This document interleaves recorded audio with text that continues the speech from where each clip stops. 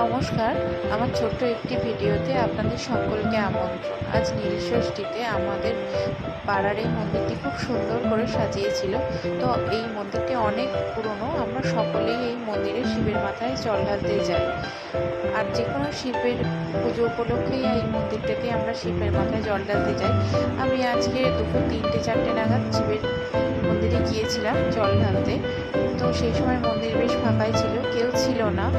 আর মন্দিরটি পরিষ্কার হচ্ছিল বলে বেশ বাবাকেও সুন্দরভাবে মাথায় জল ঢালতে পেরেছি, আর পরিষ্কার ছিল। আমার ছেলেও মাথায় দেবে বলছিল, তো ওর ছোট্ট ছোট্ট হাত সেই পর্যন্ত পৌঁছচ্ছিল না।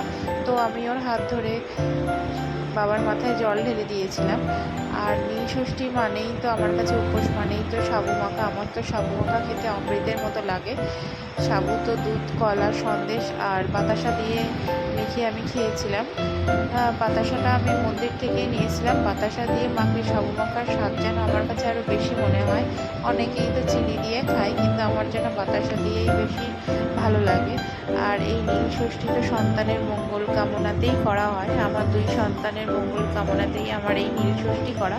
প্রত্যেক মায়ের সন্তানরাই যেন ভালো থাকে, আর প্রত্যেক মাই তার সন্তানের মঙ্গল কামনায় নীলষষ্ঠী করে। আমার বাড়িতে এই ছোট্ট গোপুকেও আজকে খুব সুন্দর একটি নীল জামা